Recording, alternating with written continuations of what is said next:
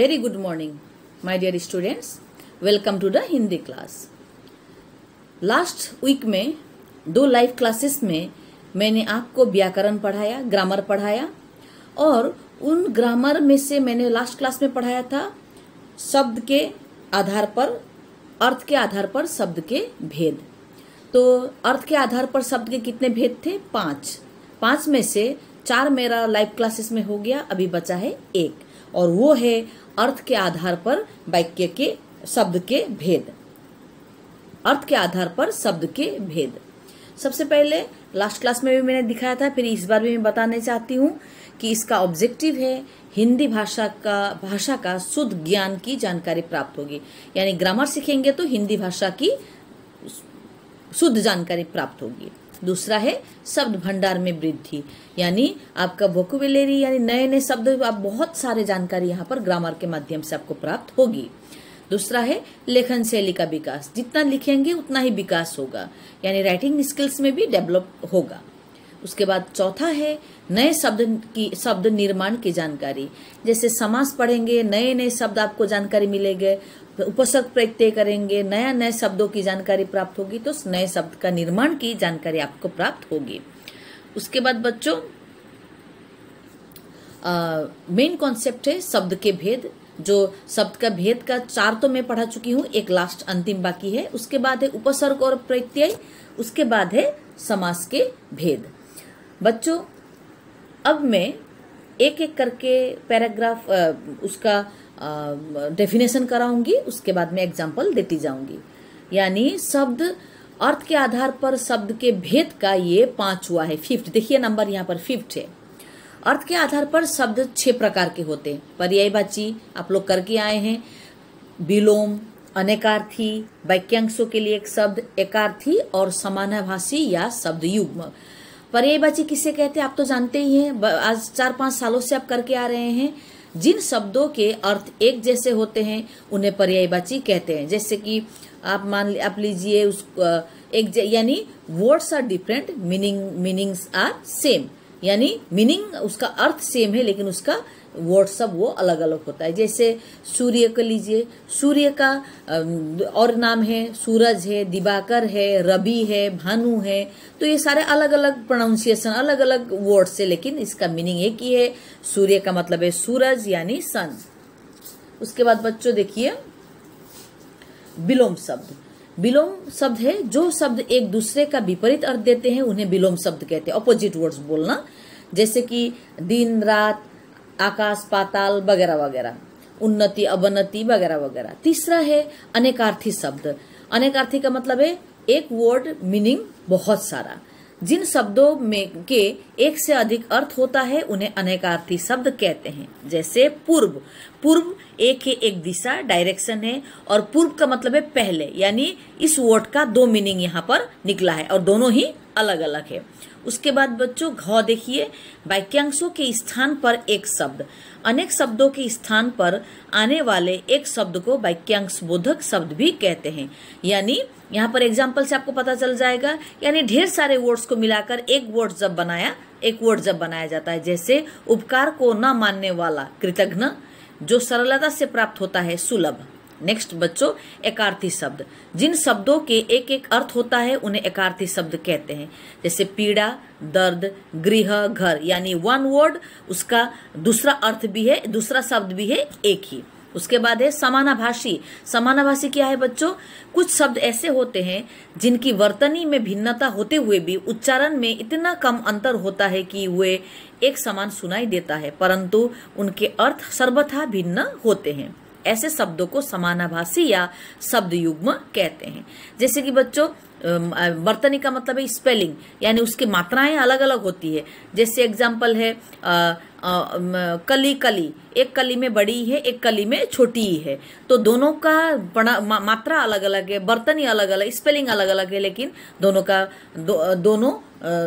दोनों ही प्रोनाउंसिएशन में सेम है. यानी जिसको सुनने में एक समान लगता है उसे समानाभासी कहते हैं. जैसे कि अन्न, अन्य, कुल, कुल. जैसे कुल देखिए छोटा ऊ बड़ा ऊ है, यानी वर्तनी अलग है लेकिन इसमें दोनों का प्रोनाउंसिएशन एक जैसा है, इसको कहते हैं समानाभासी. बच्चों आज का नया चैप्टर है हमारा समास। समास को इंग्लिश में कहते हैं कंपाउंड। समास किसे कहते हैं? अनेक शब्दों को संक्षिप्त करके नए शब्द बनाने की प्रक्रिया को समास कहते हैं। यानी ढेर सारे वर्ड्स लेकिन उसको शॉर्ट करने का जो प्रोसेस है, प्रक्रिया का मतलब है प्रोसेस है, उसे समास कहते हैं।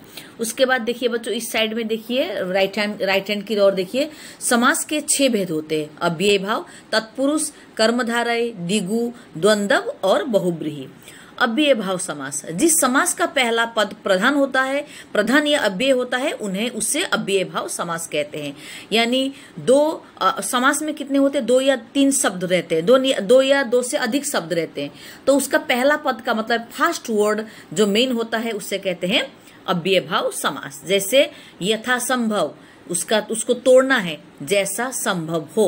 ये फर्स्ट जो वर्ड है जैसा, ये प्रधान है, मेन है, इसीलिए इसको कहते हैं अव्यय भाव समास। उसके बाद बच्चों देखिए तत्पुरुष समास, जिस समास का दूसरा पद प्रधान होता है तो उसे तत्पुरुष समास कहते हैं। यानी दूसरा पद का मतलब है सेकेंड वर्ड, जिस समास का सेकेंड वर्ड मेन होता है उससे कहते हैं तत्पुरुष समास।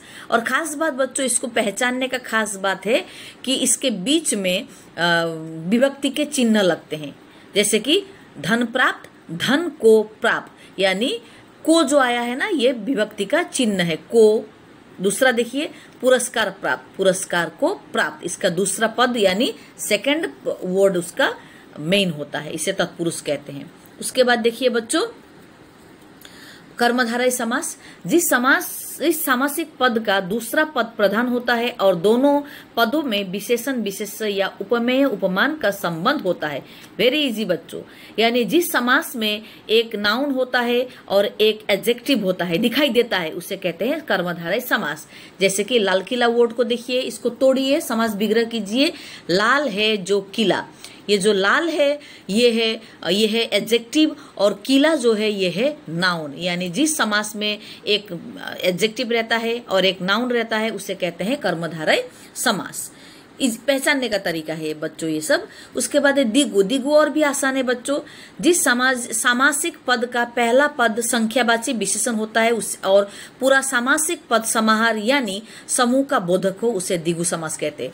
इतना जानने की जरूरत नहीं बच्चे, इतना जानिए जिस समास का first word, first letter numeral हो, नंबर आता है, नंबर्स आते हैं, उसे कहते हैं द्विगु समास। जैसे 4, 2, 9, ये सब देखिए बच्चों, फास्ट वर्ड सब क्या है? नंबर से, इसीलिए इसे कहते हैं द्विगु समास। जैसे चौराहा, 4 राहों का समूह, 4, 4। इसके बाद 2 पहरों का समूह, 2, 2। इस प्रकार के नंबर्स आने वाले द्विगु होते हैं। उसके बाद द्वंद्व समास है बच्चों, जिस सामासिक पद के दोनों पद प्रधान होते हैं उन्हें द्वंद्व समास कहते हैं। यानी दोनों ही मेन होता है। जैसे कि भाई बहन, भाई और बहन, भाई भी हमारे लिए, बहन भी हमारे लिए बराबर इक्वल है।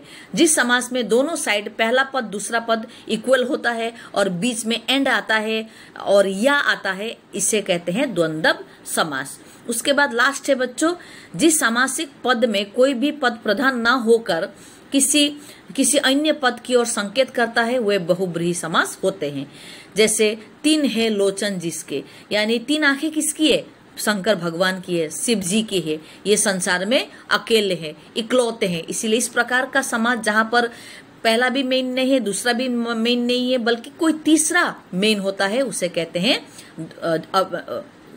हैं बहुब्रीहि समास। जैसे कि और दूसरा उदाहरण देखिए बच्चों, 10 मुख, 10 है मुख जिसके, यानी 10 मुख किसे कहते हैं? रावण को। तो रावण संसार में इकलौता है, इसीलिए इसे कहते हैं बहुब्रीहि समास। अब बच्चों देखिए नेक्स्ट चैप्टर की ओर चलते हैं हम लोग। उपसर्ग, प्रीफिक्स, जो शब्दांश किसी शब्द के आरंभ में लगकर या जुड़कर उनके अर्थ में परिवर्तन ला देते हैं, वे उपसर्ग कहलाते हैं। यानी रूट वर्ड के आगे पीछे नहीं बच्चों, उपसर्ग आगे लगता है, आगे लगकर नया शब्द बनाता है, उससे कहते हैं उस उपसर्ग। जैसे कि एग्जाम्पल देखिए, उपहार, उपहार जैसे कि और दूसरा देखिए, जैसे हार शब्द से पहले उप लगकर उपहार होता है। हार रूट वर्ड है, लेकिन उसके आगे उप जो एक उपसर्ग है वो लगने के बाद क्या बन जाएगा, उपहार। हार माने था गले का हार या माला, उसके बाद उप लगने के बाद उपहार हो गया। उपहार एक नया शब्द है, उपहार का मतलब है गिफ्ट। कहाँ माला था और कहाँ ये गिफ्ट हो गया। तो इसी प्रकार से यानी कोई भी रूप मेन वर्ड के आरंभ में यानी शुरुआत में जो जब कोई उपसर्ग लगता है, कोई वर्ड लगता है, उसे कहते हैं उपसर्ग।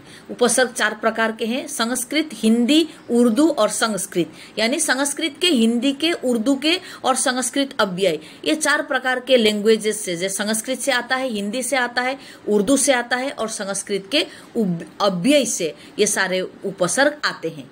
दूसरा लैंग्वेज से नहीं, इंग्लिश से, फारसी से वगैरह नहीं, बल्कि ये 4 लैंग्वेज के, स्पेशली 3 लैंग्वेज के अंदर से ये उपसर्ग के वर्ड सब आते हैं। नेक्स्ट बच्चों, प्रत्यय ऑपोजिट है इसका। जो शब्दांश किसी शब्द के अंत में जुड़कर उनके अर्थ में परिवर्तन ला देते हैं वे प्रत्यय कहलाते हैं। यानी उपसर्ग में क्या होता है, कोई भी वर्ड का आगे लगता है और मीनिंग चेंज हो जाता है। ठीक उसी प्रकार प्रत्यय में आगे नहीं बल्कि रूट वर्ड के, मेन वर्ड के पीछे लगता है और उसका भी मीनिंग परिवर्तन हो जाता है। एग्जाम्पल देखिए बच्चों, फल प्लस वाला, ये वाला जो वर्ड है ना, ये प्रत्यय है।